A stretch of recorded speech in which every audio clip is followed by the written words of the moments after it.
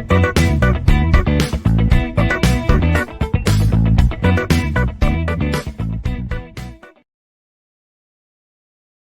everyone. We will continue the fifth model, designing with distributed object. So we had seen in the previous videos implementing a remote interface and with code with a class book and passing a remote object as references, creating the server, and how we are going to create the complete code for book class or book object of that server. So now we will continue with next the client. So after that, creating server, remote interface, along with implementing a remote interface, creating server, next we will move on to the client. So here a client may get a reference to the remote object it wants to access in one of two ways. The first one is it can obtain a reference from the naming class. So using the method lookup. So we will use the lookup method here for the naming class because the client want to communicate to use servers. So the client will ask the request to the server, so where the server can be responsive. So the first, that's why we have taken here, client may get reference to the whenever the remote object, so it want to access, how it can access the client machine to the one of the server object. This first step, it can obtain a reference from the naming class. So that is the major part that we should have a method lookup. Second point, it can get a reference as a return value from another method call that we need to consider. So reference as a return value from the another method call. Whenever the another method call will be there, in that we can access the remote object, this client machine. So let us see how the first of these approaches can be accomplished in the following. So we assume that an object of type, or you can say the type some interface has been entered into the local registry under the some name. Some interface object equal to some interface naming dot lookup. So that is called local host, that we already discussed about this local host. So local host colon, so it will be start from a double quote with a bracket. So I have not taken here the statement.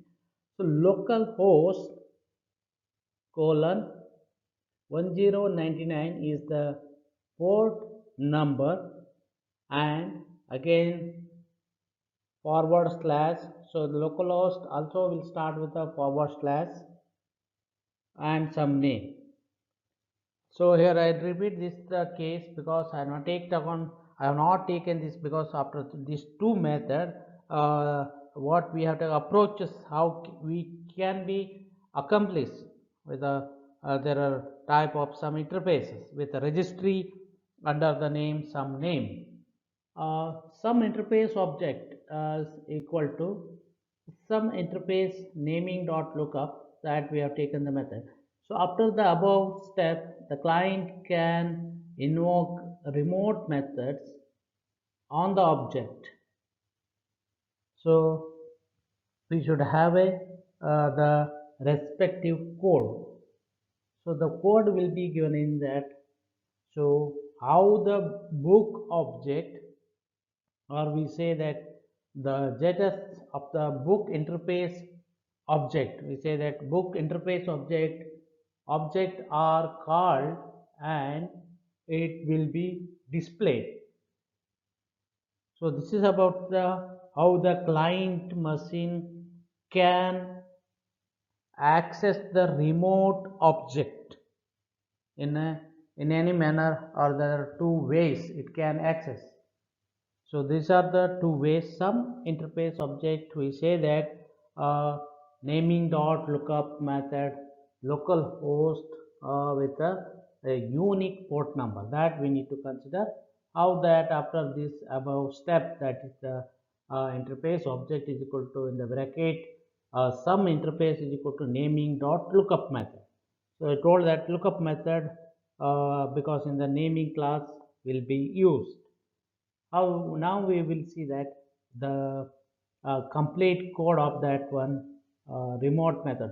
So the client, how that a client can invoke the remote methods on the object.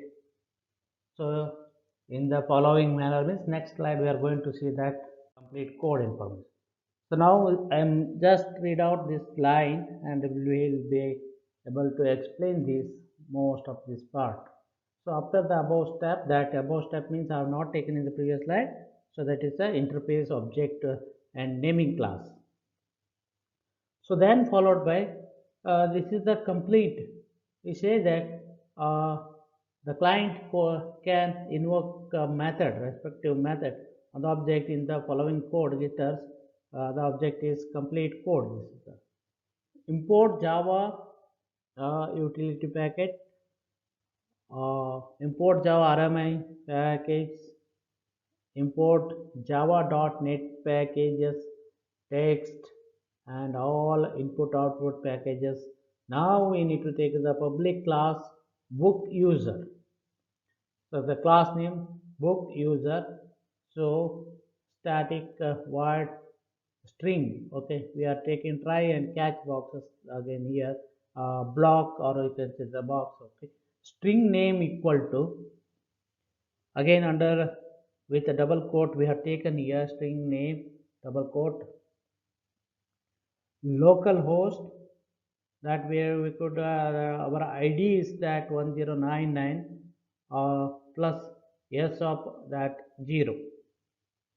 So book interface, so equal to, that is the book interface equal to book interface naming dot lookup method, that we are going to use that naming dot lookup in the bracket name. So system dot out print is the which is going to print that one get a title, because book user we are going to print all the details. So get a title plus book is the object here, get title, again book dot get author, similarly plus or that space will be taken, book dot get id. So catch exception e. So whenever an exception will be there, that will be coming to this box or this particular block. So any get title exception, author exception, get id, whatever it is. So print, finally we are going to print that book RMI exception. So how, so that we have taken here after this exception. So print double quote remote method invocation exception, whatever the exception which comes under remote method invocation, plus e. So dot, we have taken the e dot get message. So then finally it will trace that or track it in the print stack trace e dot print stack trace. So we would call this e dot print. So whenever this call that, we will get all the print trace of this methods book interface, how then when that call be displayed or when it is called, all the details.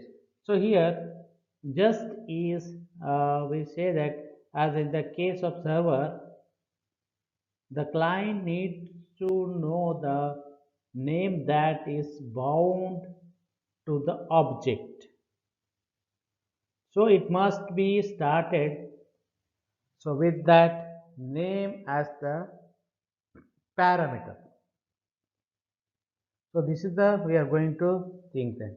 So what we say that finally the client, how the client may get reference to the remote object. This is the case we are talking about remote object or remote object as a reference. We have seen that similarly remote object how we are going to implement it, remote object implementation and remote method invocation we had. So this is the client. We say that the client how can it can access. So it must be started with the name as the parameter. So finally should have the conclusion. So it must be started with name as the parameter. So now we would discuss about setting up the system. Actually after the client, after the creating server, how we are going to setting up the entire system. To run the system, first of all create two directories that we know that one is server and client, and copy the file book interface dot java comma book dot java and book server dot java into server, and the file is book user dot java into client. So I'll repeat, this is the case. First of all we should create two directories, says that one is server directories and other one is client directories. We should copy the file where one is from the book interface dot java. We should copy the one file and one more is book dot java. Similarly book server dot java into server and book user dot java into the client directories. First one server directories, another client directories. So then compile the three java files in server and then invoke the command. That command is rmic book. So that rmic is remote method invocation compiler. So RMIC is the compiler. So while the server directory, this command create actually the stub file book underscore stub dot classes. So now here copy the client program into client and compile it. So whenever this copy and compile it, so run RMI remote method invocation registry and the server program using the following commands which should be on compulsory Windows. So that we could see in the next slide. So run RMI registry and server program using the following compulsory on Windows. So here start RMI registry, remote method invocation registry. We need to start because we have to uh, set up the system along with the respective server and client. So Java, so djava that respective directories, djava dot rmi server dot code base equal to file colon, that is the code base equal to file colon server, all backward slashes here, server book server, and we need to take the book server as the my book. Okay, book server as the, this is the continuation my book. So here what it says, this command This command is simple. One is start the RMI registry followed by Java directories, that is hyphen gjava.rmi server dot code base file, and similarly which the file will be in the C, in the particular C directory. Actually we have taken C here, in the C server and book server class is the book server, and in that we are getting that book server, that we get it that my books. Okay, so here the first command what we have taken rm start rmi registry, so that the first command start the registry, and the second command which calls the book, that's the book is the object here, book instance to create it and registered with the name my book. So whatever we have taken here, finally my book is that one, because that is going to register my book, because they is setting up the system. So here my book is registered. Finally, run the client as below from the client directory. That could be finally, because how the client run the client, so as below the client directories. So this could be taken it as Java directories, so that is minus djava rmi dot, so that could be taken it as a server dot code base, that we should take it as a code base equal to file C, that should be in the C drive, because which should be in the Windows only, so only in Windows, so that we have taken as a C client, again backslash should be taken properly here, uh, C client book user, then book user my book. So now the server also we have set up, and client side also code base we have set up.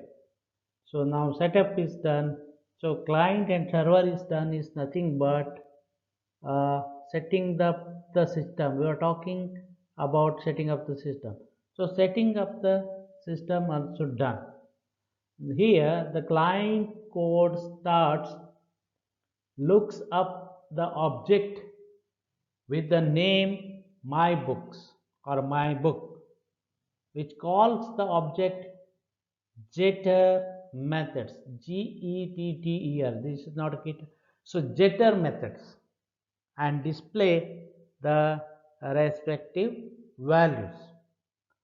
So this is how about, so we had taken that implementation of the client, creating the server, creating the client, similarly implementation of remote object and remote interfaces, and how that system of which are creating that two directories, that we already said that client, one is the server and a client, how that going to copy that file one, how that going to adding into the three file to the Java with a compiler, how it is going to compile that one, how it is going to RMI registry to the server program with the how RMI, how we are going to run the registry, and how we are going to run that file. So which and all we had seen about the setting up the new system. So next we are going to discuss implementing an object oriented system on the web. Okay, so now we will discuss about this implementing an object oriented system on the web. So here without doubt, let us discuss now without doubt, the World Wide Web is www dot or www, which is the most popular medium for hosting distributed applications. This is very popular, and everyone knows, we all of you knows that one, why this world www dot is most popular.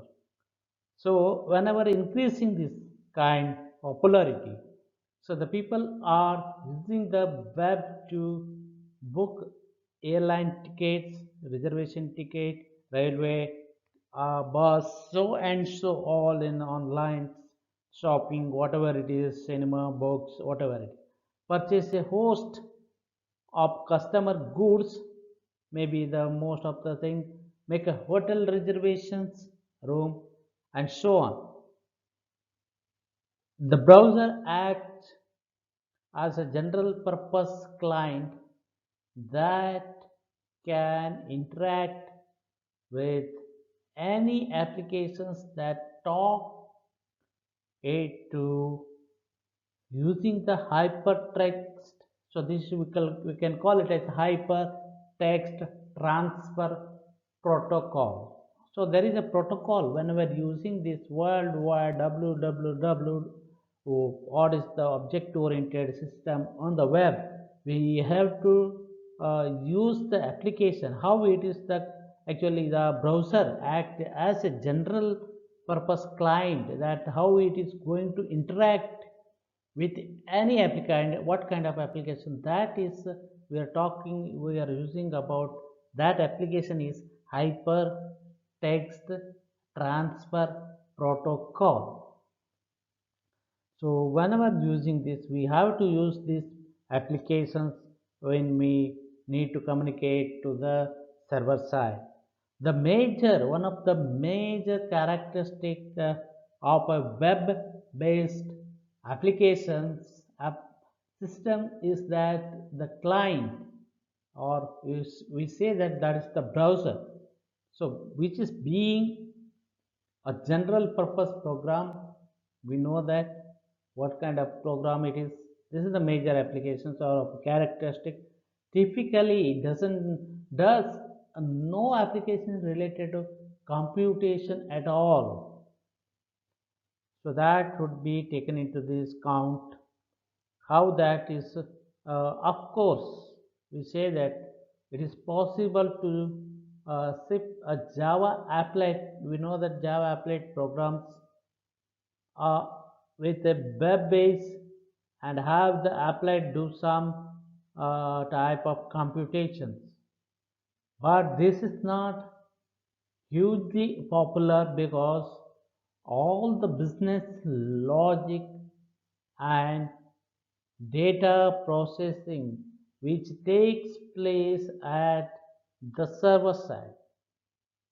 Typically, the browser receives web pages from the server in respective HTML and which displays the content according to the format. A number of tags and values of the tag both should be considered here, which are specified in a particular format. So what is in the sense that the browser simply acts as a dumb program displaying, so whatever get it or it gets from the applications and transmitting with the users here, which data from the client side to the server. So what we say that here, the HTML program, so always shipped from a server to a client often needs to be customized. The code has to suit the context. For example, when we make a reservation on the flight, or if you take an example of railway reservation, so now we'll take an example of this reservation of flight. What we do, we expect the system to display the details of the flight on which we made the reservation how many seats are available, windows, and which what type of seats are economy seats are available or not. So whatever we made the reservation, actually this requires uh, the HTML code actually for the screen by whatever it is dynamically constructed. So this is actually done by the code at the server. So for the server side processing, there are competing technologies. We say that in the server side, such as Java Server Page (JSP), and another one is Java Servlets. Another one is, so that is called as a JASP or ASP, Active Server Page, Java Active Server Pages, and one more is PHP. So actually this is the server side processing. There are competing technologies. This is, we say that Java technologies which are available in the server side processing technique, and we are going to implement an object oriented system on the respective website. We know that applications of hypertext transfer protocol. So similarly, we are going to use that in the browser side. World Wide Web, it is the we name distributed, one of the very hosting distributed applications, so that so this the client can interact with this the respective HTTP. Okay, so for server side, always in this processing there are competing technologies such as that JSP, similarly Java Servlet, ASP, PHP. So in the context next in this book, actually we are going to study on the Java Servlet and the with respective Java Servlet code and all. So in the very soon we are going to discuss that HTML, that is the another thing, hypertext markup language, HTML language, and Java servlet. So now we'll continue that one, HTML and Java servlet. So we had discussed that server side processing, competing technologies like JSP, Java Server Pages, Java Servlet, and Active Server Pages, PHP. But in this uh, text, we are going to discuss only Java Servlets. So now, first of all, we will look into that HTML hypertext markup language and Java Servlet. As we have stated earlier, so any system ultimately display the web pages via a browser has to create hypertext markup language code, because one language code should be created, otherwise it should not be displayed under respective web pages. So every browser has to create. So HTML code displays the text, graphics in case of images, links that user whenever the hyperlinks, link in the sense hyperlinks, so link will be created that user can click to move to other web pages, and forms for the user to enter the data. So we will now describe the essential code for doing this. So first of all, we would discuss about an HTML program can be thought of containing always a header, a body, and particularly a trailer. So there are three things: HTML, transfer, hypertext markup language program. HTML program can be a containing of three part. One is a header, a body, and a trailer. The header contains the codes which we are going to show in next slide. So this is the tag, open tag. Okay. So this is the greater than symbol. Another one is less than symbol will be used. So this is called as a tag. Okay. So this is the exclamatory symbol will be used. Doc type, document type. So HTML public. So W3C. So DTD. So this is the version. Document type definition DTD. HTML 4.01 transitional /en. So this could be taken as a DTD definition of that HTML tags. So next is HTML open and close tag. So header. So here next metadata, that is the metadata, meta content.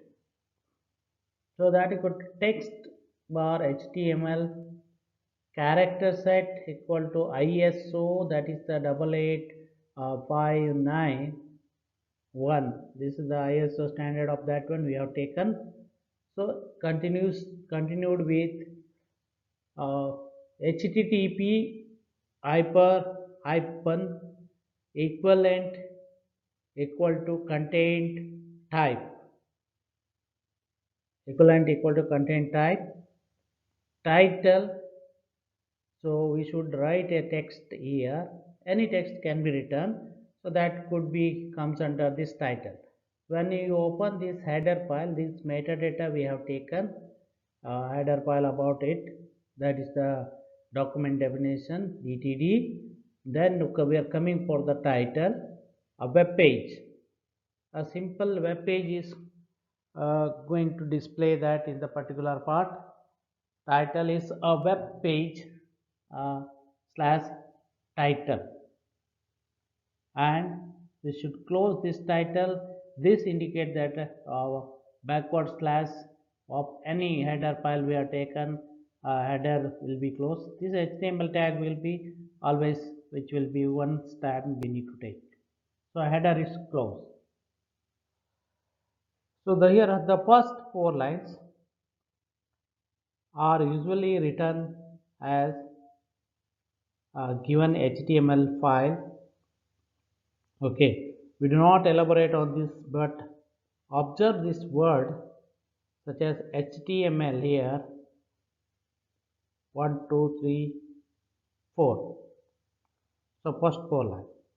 So here the heads that are enclosed between angled bracket, you can call it as I told it, less than symbol or greater than symbol tag, or angled bracket. Actually they called are tags. So HTML tags usually occurs in the pair. Obviously the pair of that should be taken.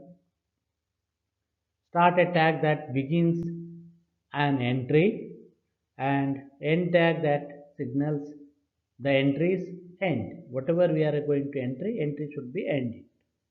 For example, the tag head so begins the header and is ended by the closed by the header.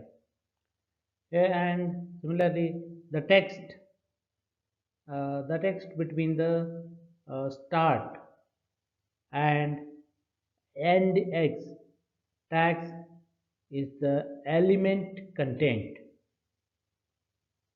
So that could be taken in the fifth line. So we see that 1, 2, 3, 4, 5. So fifth line we see that tag title. So which defines the string that is displayed in the title bar, but we have taken this title bar. So actually the idea is that a string, here we have written that is a web page will be displayed in the title bar of the browser. So whenever this that page is going to display. So certain again the code will be there with continuation of that one, that we will going to discuss in the next videos.